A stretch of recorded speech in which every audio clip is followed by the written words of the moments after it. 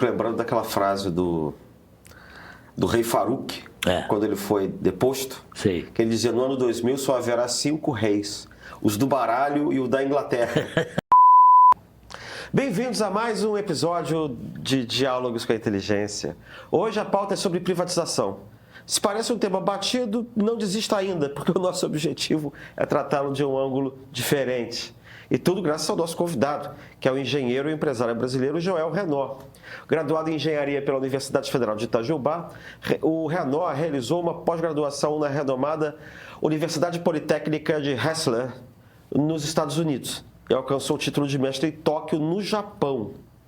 E o mais impressionante nem é isso, é que ele teve a segunda mais longeva, mais duradoura gestão da Petrobras, quer dizer, ele foi presidente da Petrobras entre 1992 e 1999. E foi o único sujeito, o único brasileiro que ocupou tanto a presidência da Petrobras quanto da Vale. É difícil, portanto, encontrar alguém mais qualificado para o tema de hoje. Obrigado por vir falar conosco, Renaud.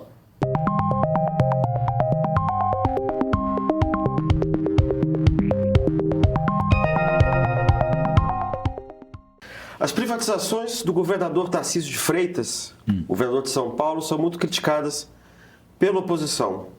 Mas, Joel, você acredita que elas vão ter um bom resultado? Começando por essa privatização da FAPESP, você acha que isso é um modelo a ser repetido?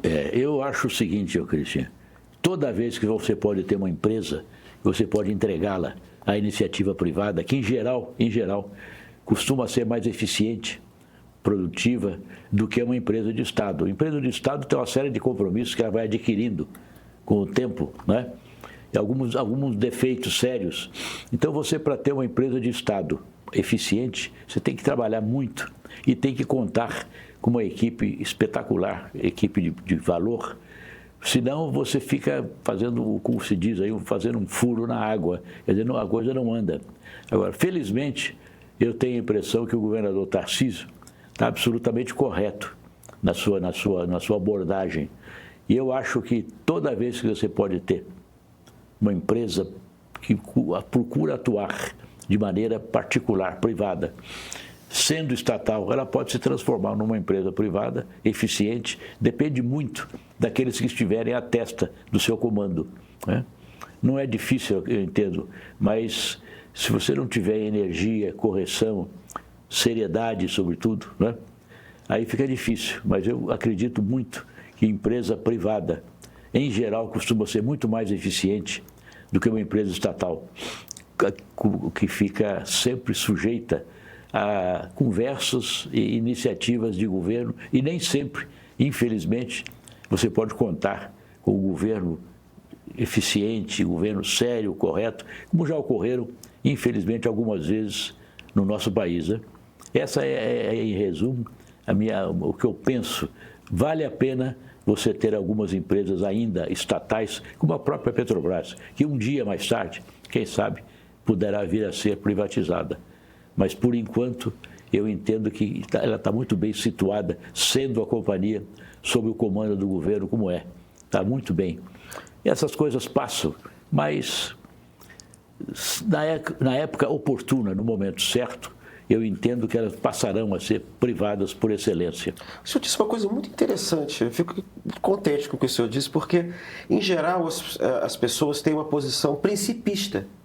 Ou não deveria haver nenhuma empresa privada, quer dizer, pública, nenhuma empresa deveria ser estatal, ou todas deveriam ser. Né? E o senhor enunciou aqui certos critérios, quer dizer, empresas estatais podem existir, pelo menos durante um certo tempo. Verdade. E aí eu já encaminho a pergunta. Em que circunstâncias vale a pena ter uma empresa estatal e em que circunstâncias ela deve ser privatizada? Eu entendo, Cristian, que uma empresa estatal, participando de um governo sério, um governo que quer realizar, que quer fazer de fato as coisas funcionarem, aí vale a pena você ter uma estatal, dependendo do produto, do que ela oferece, da sua missão. Agora, enquanto você está contando com um governo fraco, e lamentavelmente algumas vezes um governo que tende até a não ser sério, governo corrupto, aí você fica perdido na administração de qualquer empresa. Então, quando você pode ter uma administração que você confia, que está de fato atendendo os interesses do país, no caso, a estatal acho que funciona bem, com muito cuidado. Agora, quando você não tem certeza de que isso está acontecendo, é muito melhor você entregar o comando à iniciativa privada, porque aí ela vai ser cobrada, sem dúvida alguma, porque ela tem que dar os resultados que se espera. A estatal, se for uma companhia num governo fraco, governo desonesto, aí, poxa, você tem certeza que não vai dar certo. Em bom resumo, é a minha opinião. E veja o caso, por exemplo, da Petrobras. A Petrobras é muito criticada em várias e várias oportunidades. Agora, muita gente critica a Petrobras sem conhecê-la, por desconhecimento, não sabe propriamente qual a missão específica, especial da companhia, ou preconceito. Há quem também não admita você ter uma empresa estatal do porte de uma Petrobras, ou mesmo menor. Aí fica difícil você estabelecer os seus limites, preconceito ou desconhecimento. E criticar fica muito fácil nessa circunstância, né? Mas em que circunstâncias o senhor acha que uma estatal deve ser criada? Porque o seu critério foi assim: uma companhia estatal merece continuar estatal se o governo for sério, e merece ser privatizada se ele não for. Maior acionista, né? Isso. Mas a pergunta é, hoje em dia se justifica criar uma estatal? Quer dizer, existem circunstâncias que tornam recomendável hoje em dia criar uma estatal? Cada vez menos, Irchan. Cada vez menos. A minha pergunta não tem parti pris. Minha pergunta é pergunta teórica. E a minha resposta também. Ótimo. Eu acho que cada vez menos você deve ter empresas estatais, porque hoje em dia você tem empresários, tem grupo de empresários, tem pessoas muito bem preparadas e sérias para administrar os projetos que existem. Você não precisa propriamente de contar com o governo, com recursos, inclusive, do governo, que em geral são limitados, para manter uma empresa estatal. É a minha opinião. Você veja, tem exemplos aí, eu não gostaria de citar, mas eu tenho sentido e lido, que, por exemplo, os Correios. Correios são uma empresa muito grande, importante, né? Tem muitos méritos. Agora, será que nós precisamos, hoje em dia, ter os Correios estatal? Você não manda mais telegrama, você não tem carta, tudo é internet, tudo é eletrônico, né? Então, me parece aí que não conviria. Já existe, você mantém até um certo ponto, determinado limite. Mas criar uma empresa, mais uma vez estatal, eu creio que quanto menos, na minha opinião, melhor, quanto menos, melhor, no meu entender. Então, não vale a pena, as estatais se justificavam no passado quando não havia capital. Não havia capital, mercado suficiente no Brasil. Você não tinha, inclusive, empresários formados, né, que liderariam essas companhias. E é claro que o governo, com a satisfação de ser governo, ele teria muito interesse para ter prestígio. Dava muito prestígio você ter as empresas estatais nas mãos do governo, né? Mas essa etapa, eu tenho a impressão, esse ciclo passou e está passando cada vez mais. Por isso eu disse há pouco, quem sabe, daqui a alguns anos, não sei quanto tempo, a própria Petrobras, que é um símbolo do Brasil, um ícone, poderá ser ou vir a ser uma empresa particular, né? Se tudo continuar assim. Não, que eu fico pensando às vezes se a emergência de eu não conheço bem, tá? Mas desse modelo chinês, se bem que o modelo chinês, na verdade, as empresas também são privadas, né? O que você tem é uma espécie de superintendência do Partido Comunista Chinês, eu acho que tem um membro em cada... Nem é mais esse modelo também de empresa estatal. A China é um país diferente em todos os sentidos, como você sabe, né? É outro mundo para nós. Eu estive pessoalmente na China por 3 vezes, eu creio, ainda trabalhando no sistema Petrobras, em subsidiárias e na empresa holding. É um capitalismo muito avançado para a compreensão básica das pessoas. Mas estão indo muito bem, claro, ganhando muito dinheiro, progredindo. Mas eles têm esse projeto de administração um pouco diferente daquele que nós temos conhecimento e experiência aqui no nosso país. Mas é um caso profundamente sério você avaliar, examinar e estudar até a iniciativa dos chineses de ter empresas formidáveis, né?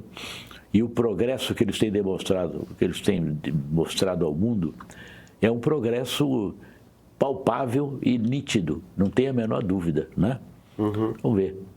O senhor foi acho que foi o único brasileiro que foi presidente da Vale do Rio Doce e da Petrobras, que são os dois ícones do desenvolvimento, empresas ícones do desenvolvimento brasileiro. Veja você, é verdade. Pois é, e eu sei que você deve responder isso com muita frequência, mas assim, o que você tirou dessa experiência? Como é que foi? Porque quando o senhor foi presidente da Vale, ela já havia sido privatizada, não foi? No governo Fernando Henrique, a Petrobras não. Como é que foi essa experiência? O que ficou, do ponto de vista da comparação? São empresas enormes, né, que exploram... uma explora minério de ferro, do petróleo. Atividades diferentes, mas o mesmo objetivo. Exatamente. Né? Como é que foi isso? Assim, que você percebeu de diferente, de comum? Tirando o fato da semelhança, que tem uma semelhança também, que as duas são aqui no Rio. Não há dúvida não, Cristian. Mas eu levava em conta, sobretudo, a qualidade do pessoal que trabalhava nas duas empresas, tanto na Vale quanto na Petrobras. Todas as duas têm equipes técnicas do melhor padrão, melhor nível. Isso aí entusiasmava muito os seus administradores, entre os quais eu me incluía. Foi uma experiência muito boa, porque na Vale, como eu falei há pouco, você tinha o trabalho de uma empresa privada. E a Petrobras de uma empresa estatal, onde o governo se imiscuía demais, no meu entender. Para minha sorte, o trabalho que nós fizemos na companhia, na Petrobras, os administradores superiores, presidente da República, ministros de Estado, foram muito corretos na sua administração, no meu entender, inclusive comigo pessoalmente, se portaram muito bem, não pediam nada especial, a não ser que nós trabalhássemos bem e dessemos o resultado. Isso foi muito, muito bom, principalmente para a gente que é engenheiro, que tem um orgulho muito grande de trabalhar para o país, fazendo coisas, fazendo projetos, realizando, inaugurando e continuando a trabalhar nesse sentido, né? A Vale é um caso à parte, diferente, desde que foi criada no sentido de uma empresa particular que teve muito êxito e tem muito êxito hoje, continua tendo um êxito formidável e merecido. E a Petrobras está no caminho que eu acho, e disse a você e repito, um dia, não sei quando, para frente, poderá ser considerada uma companhia que vale a pena ser privatizada. Mas, por enquanto, é um verdadeiro ícone nacional, né? Você fala da companhia, o próprio pessoal da casa e aqueles que conhecem a história da empresa não admitem ainda ter uma companhia de petróleo tão importante como a Petrobras. Hoje é uma das 7 maiores do mundo, veja bem, imaginem, privada no nosso país. Mas chegará o tempo, eu tenho impressão. Não sei quando, mas chegará. Eu só fico lembrando daquela frase do rei Farouk, quando ele foi deposto, Sei. que ele dizia, no ano 2000 só haverá 5 reis, os do baralho e o da Inglaterra. Eu fico achando que um dia só vai ter a última que vai ser privatizada vai ser a Petrobras. Pode né? ser. Talvez pode justamente por esse... Por ser um ícone, né? Mas a Petrobras, Cristian, me parece que o espírito de corpo das equipes da empresa é uma coisa notável. Por isso é que a empresa continua seguindo o seu caminho de estatal e com muito êxito, né? Muito êxito. Você sabe que a produção de petróleo, por exemplo, no país, até os anos 80, nós éramos fortes importadores de petróleo. Aí veio a bacia de Campos, aqui no estado do Rio de Janeiro. Começamos a trabalhar, procurar produzir o petróleo que tínhamos encontrado. Hoje, menos de 30 anos depois, o Brasil passou a ser autossuficiente na produção, exportador de petróleo. Neste ano passado, 2024, o primeiro item de nossa exportação foi petróleo, sabia? Antes, mais até do que a soja. Eu li esse comentário num dos nossos jornais aí especializados. Então, passou 40 anos, é muito pouco para a história de um país. Nós chegamos a essa condição nesse período, e que eu acho espetacular, formidável, digno de nota. Né? Sem dúvida. E não vamos parar não, viu? Com esse projeto que estão querendo desenvolver, o arco metropolitano, o arco lá do norte, daqueles 7 estados, ao lado da Guiana, que já produz um bom petróleo em volume bem. Eu tenho a impressão que, se isso aí for resolvido, parece-me que está no caminho da autorização, enfim, para a companhia fazer os poços perfuratórios, os poços de pesquisa, para ver se tem ou não tem essa reserva que se diz. Quando isso acontecer, possivelmente vamos descobrir uma nova e importante reserva nessa região, entre os estados de Amapá e Rio Grande do Norte. E vamos substituir até essa área formidável que nós descobrimos em 2004, 2005, do pré-sal. Esse vai ser o novo pré-sal. Essa área entre o Amapá, Pará, Maranhão, Piauí, Ceará e Rio Grande do Norte. Logo, logo isso vai acontecer, desde que o Ministério do Meio Ambiente, por exemplo, concorde com que a Petrobras faça o seu posto de verificação se de fato nessa área você tem petróleo suficiente e capaz de levar para frente a necessidade que temos de reservas. Porque cada petróleo, cada barril de petróleo que você consome num dia, não tem mais nada, você tem que achar outro para substituir. Então, nessa fase, bem adiantado o projeto do pré-sal, mas você tem que ter, se possível, e teremos, uma nova reserva. Dessa área setentrional aí será uma coisa formidável para o país, que joga para frente a nossa perspectiva e possibilidade de continuar sendo um grande produtor de petróleo. E tão cedo, Christian, eu tenho a impressão, o petróleo não será substituído como combustível mais importante de todo o mundo. Disse muito que não dura mais do que 10, 20 anos, mas eu escutava essa mesma previsão quando eu ainda era estudante de engenharia, há mais de 40 anos. O petróleo está acabando. Daqui a pouco você tem que descobrir outros produtos para substituí-lo. Fazem 40, 50 anos. Esse é um ponto muito interessante. O que o senhor pensa dessa discussão a respeito da mudança da matriz energética por motivos ambientais? Eu creio que valerá a pena. E o pessoal técnico especializado tem cumprido, no meu entender, melhor do que fazer, tem cumprido uma missão importante de procurar preservar o meio ambiente. Isso é importante. Agora, eu tenho a impressão também, em paralelo, que não deve ficar naquela implicância de que, de qualquer maneira, um trabalho que a companhia possa fazer de perfuração de um poço de verificação, se tem ou não tem toda essa reserva, pode vir a ocorrer um acidente. Veja bem, a Petrobras acabou de completar, no ano passado, ela foi criada em 53, né? A famosa Lei 2004. Bilac Pinto. Por aí.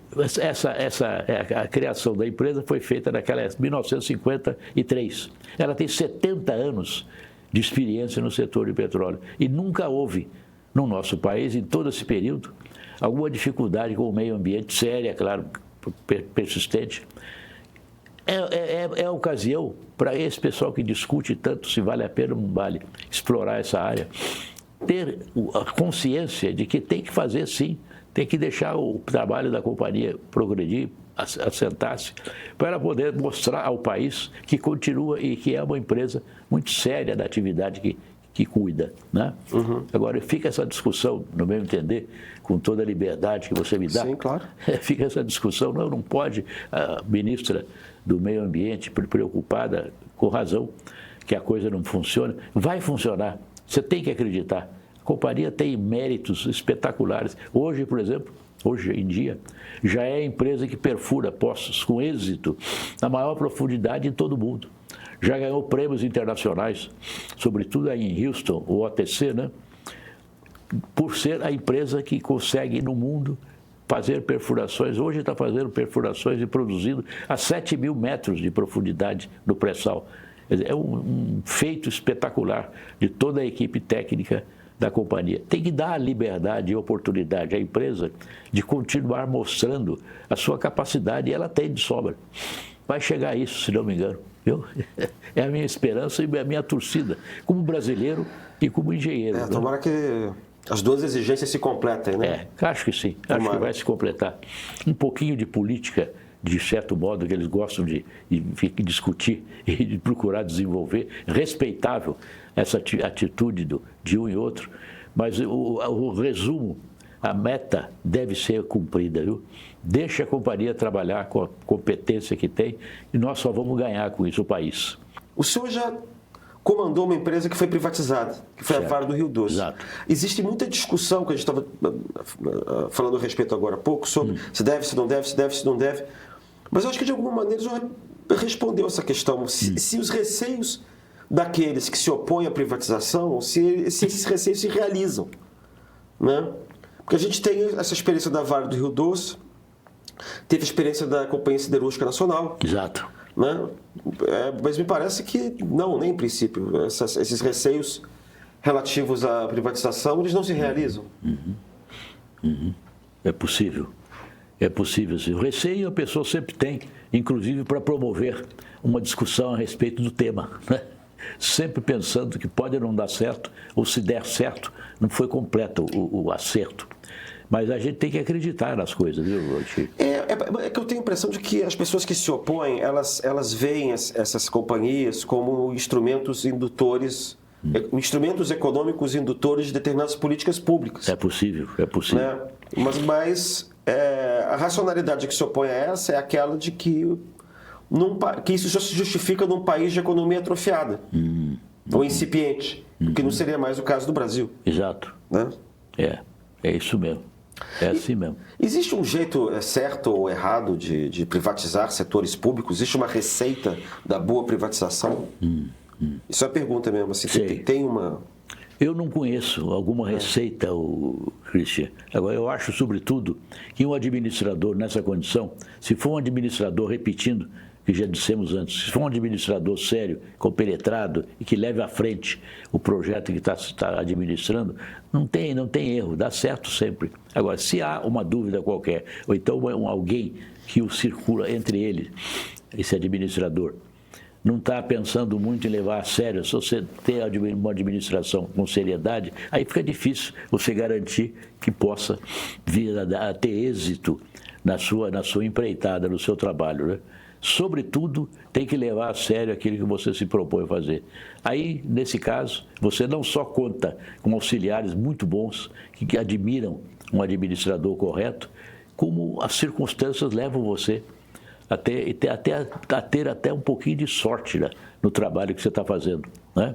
Agora, se você não tem esse objetivo, ou está em dúvida se o objetivo que você tem que perseguir não é propriamente ser correto, fazer bem, aí fica muito difícil você poder vir a garantir que a administração vai dar certo. Não dará, no meu entender, não dará. Né? O senhor faria alguma exceção a respeito de empresas públicas ou sociedades de economia mista que não deveriam ser privatizadas, por exemplo? Não, eu não faço, assim de momento eu acho que até tem algumas que, sei lá, cuidam de assuntos militares. Não foi, doutor? Não, acho que tem algumas que cuidam de assuntos militares. O senhor acha que tem setores que são estratégicos, que não poderiam? Ou você acha que todas são, em tese, suscetíveis de privatização? Eu acho que sim. Todas são suscetíveis de privatização. Tem impressão. Entregar à administração particular o timão, o objetivo de fazer o projeto dela ser um êxito. E acho que tem condições, viu? Eu não conheço nenhum caso que eu diria que não pode ser privada essa companhia, deve ser estatal. Nem gostaria de pensar, porque você tem que entregar ao talento do nosso pessoal, dos brasileiros, a capacidade que eles têm, é verdade, muito, de fazer uma coisa bem feita, gerindo qualquer empresa. Não precisa ser uma empresa estatal necessariamente. É a minha impressão, minha opinião. Viu? Acho que foi durante 7 anos que o senhor foi presidente da Petrobras. 7 anos, pois é. Que transformações o senhor percebeu ao longo desse tempo?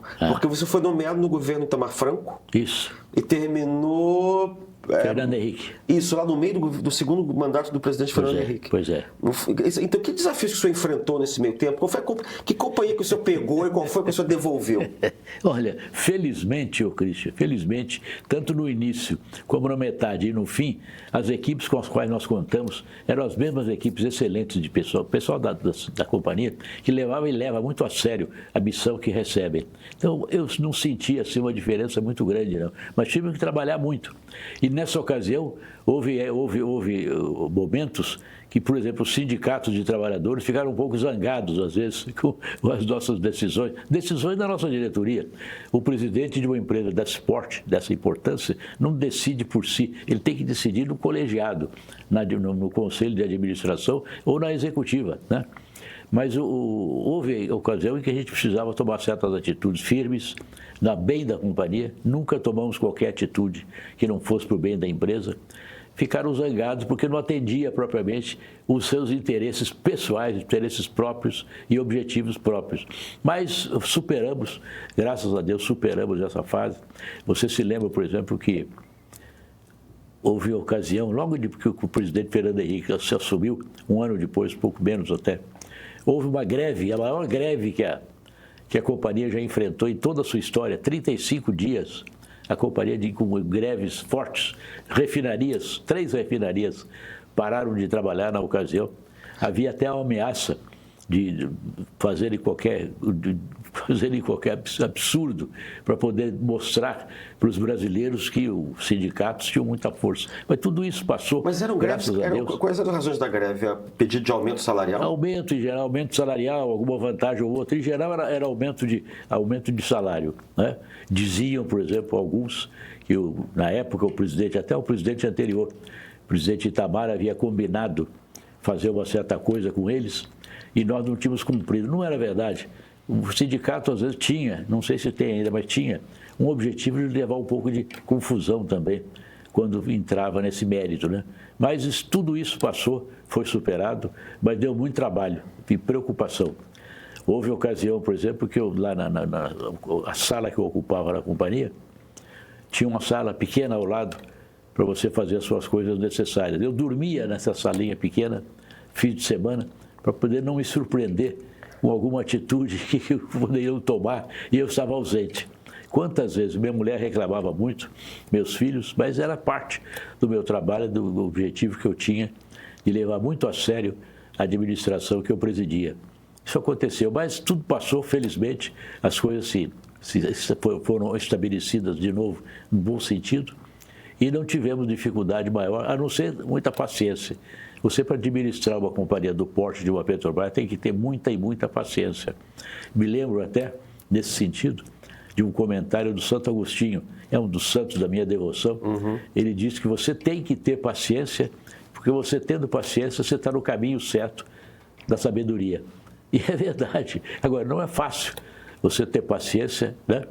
Como diz jocosamente a gíria, você engolir certas coisas é difícil, mas é importante você ter consciência de que tem que proceder dessa maneira, né? Quais foram os maiores desafios durante todo esse tempo na gerência da Petrobras? O maior desafio foi... Que exigiu tanta paciência assim. Pois é, foi aquele que eu recebi do próprio presidente Fernando Henrique, que deveríamos trabalhar muito para aumentar a produção de petróleo do Brasil.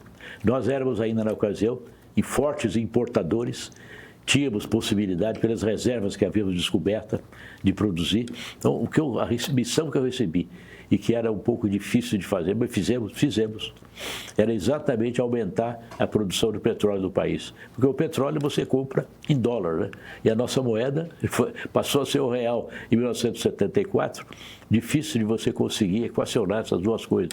Tinha que trabalhar nesse sentido. Esse foi o maior desafio que eu recebi, mas graças a Deus, com as equipes com as quais eu contei, nós conseguimos aumentar bem a produção e quando eu saí da companhia, saí porque eu pedi demissão, combinei com o presidente da República que estava terminando, no meu entender, o meu ciclo. E terminando o ciclo, Christian, você tem que ter consciência de que você está passando. E entrega o trabalho para outra equipe que vai até fazer melhor do que você fez. Aí eu não sei se fez melhor ou não, mas de qualquer maneira a minha intenção era que tivesse feito.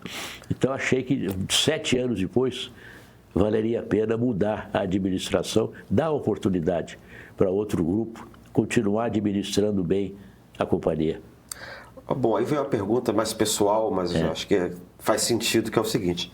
Depois de ser presidente da Petrobras, ser presidente da Vale do Rio Doce, o que é que faz, numa idade relativamente jovem ainda, O que um engenheiro extraordinário como o senhor e executivo quer fazer da vida? O que ele pode querer da vida? Esse extraordinário é por sua conta, Cristian. Mas, de qualquer maneira, graças a Deus, conseguimos fazer um trabalho que não deixou a desejar, não, né? O que eu esperava era continuar como eu fiz. Passei a ser consultor de empresa, trabalhando num escritório com amigos e com pessoas muito boas, corretas, tocando a nossa vida, né? Tendo essa experiência anterior, que foi muito importante na formação e no futuro que eu estabeleci quando deixei essas duas presidências tão importantes, né? É isso. Muito bem. Então, o que eu posso dizer? Só posso agradecer o senhor por ter vindo muito aqui. Muito obrigado. Eu que agradeço a oportunidade Foi um grande de me prazer. exibir novamente ao público. Saindo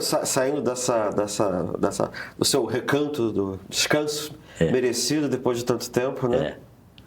Pois é. Então, para quem está assistindo ou escutando esse programa, né, preciso informar que o Renault, infelizmente, ainda não tem nenhum artigo publicado da Insight Inteligência. Mas, como disse o próprio Renault, segundo Santo Agostinho, é preciso ter paciência. Quem espera sempre alcança. É um passo para a sabedoria. Isso. Eu acredito que sim.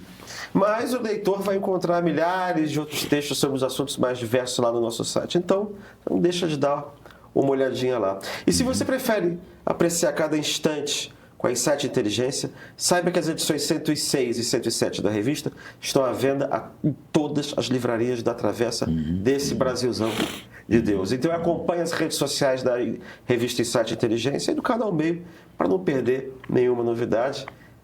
E até o próximo episódio. Deus quiser.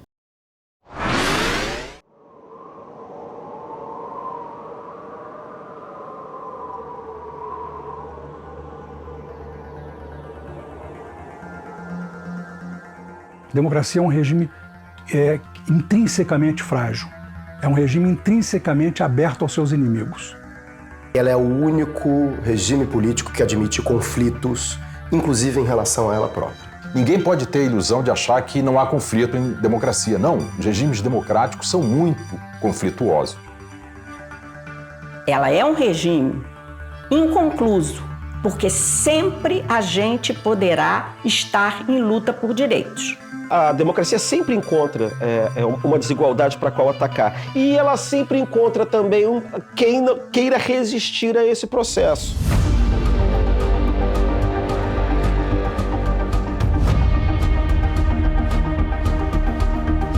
Acho que o antagonismo político ele é crescente, ele é crescentemente intolerante e ele é crescentemente violento. A guerra de todos contra todos, o fim da tolerância. O Brasil nunca tinha tido aquele tipo de situação ainda recentemente, né? Aqueles muros nunca mais foram retirados da visão política brasileira. Como é que, em apenas 3 décadas, parte da sociedade brasileira se desencantou tanto com a democracia? Onde foi que a gente errou?